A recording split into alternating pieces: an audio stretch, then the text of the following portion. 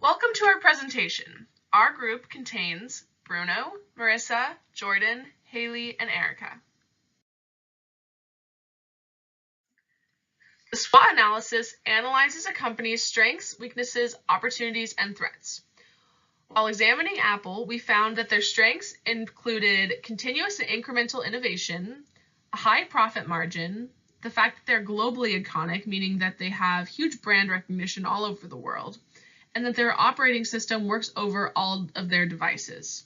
Their weaknesses include that they have extremely high expectations from customers, a small product line, outdated technology compared to some other brands, and that their products are not compatible with Windows operating systems, and that can cause a little bit of an issue sometimes.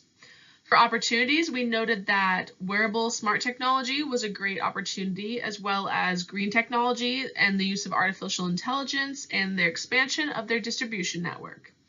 For threats, they are currently dealing with counterfeits and knockoffs of their products, lawsuits filed against them, technology deals done exclusively with Microsoft, and the rising labor costs in other countries.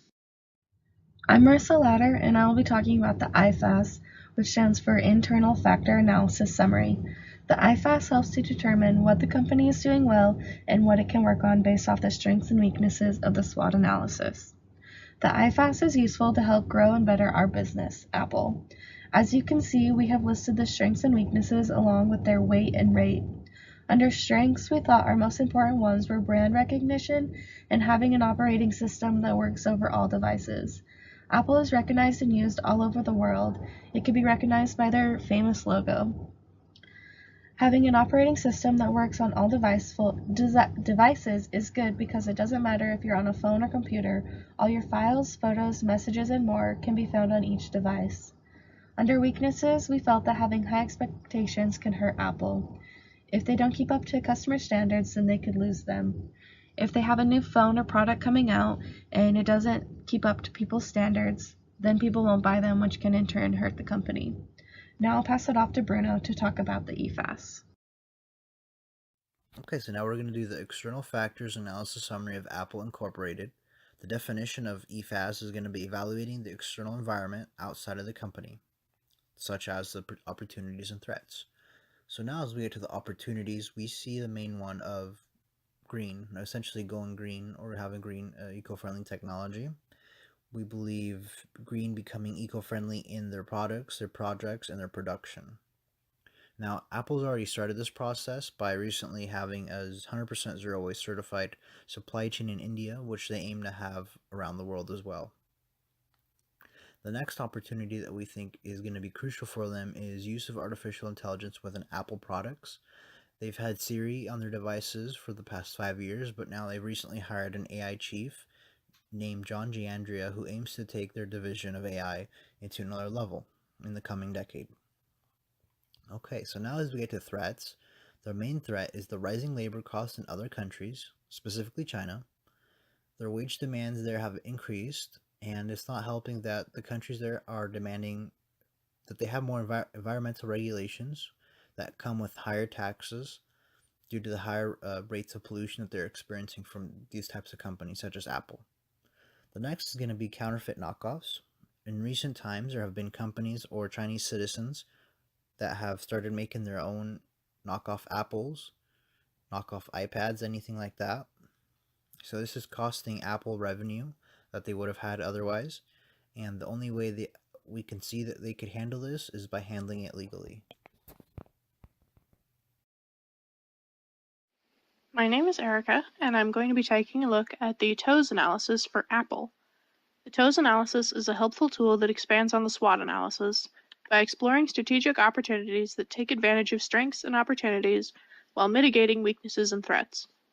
For example, in the SO Strategies box, we can see that Apple could utilize their innovative research and development resources to work on further developing their wearable smart tech devices, such as the Apple Watch, in order to meet the growing market demand. In another example, this time from the Weakness Threat Strategies box, we can see that Apple could combat the threat of competitor-exclusive tech deals and the weakness of ongoing compatibility issues by working on building relationships with its competitors, such as Microsoft. After examining the TOES analysis, the strategy that really stood out to us involves developing and integrating green technology into Apple's product line. This takes advantage of Apple's innovative R&D resources and the growing market for more environmentally and ethically friendly products. It also allows Apple the opportunity to further differentiate itself from their competitors. As mentioned before in the slide above, most companies have several opportunities, and we see that the companies that succeed the most are companies that do these analysis, the SWOT analysis, and really put thought into it, that really become the best. And what happens is, instead of taking all their opportunities and trying to do all of them at once, they focus on one specific strategic opportunity to make them really grow. The one specific opportunity that we thought, which was the best for them strategically, was the use of the green technology. Green technology is good for several different reasons. One, going green is really good for your brand.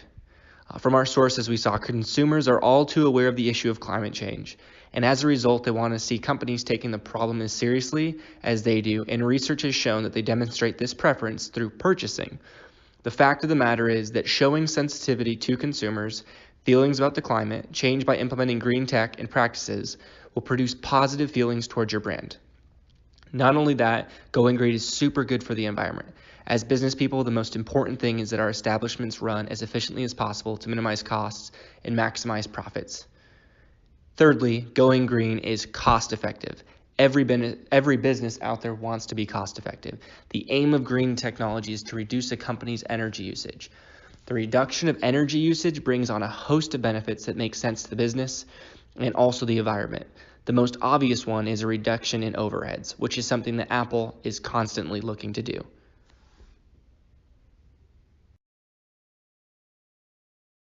Thank you for listening to our presentation and have a great day.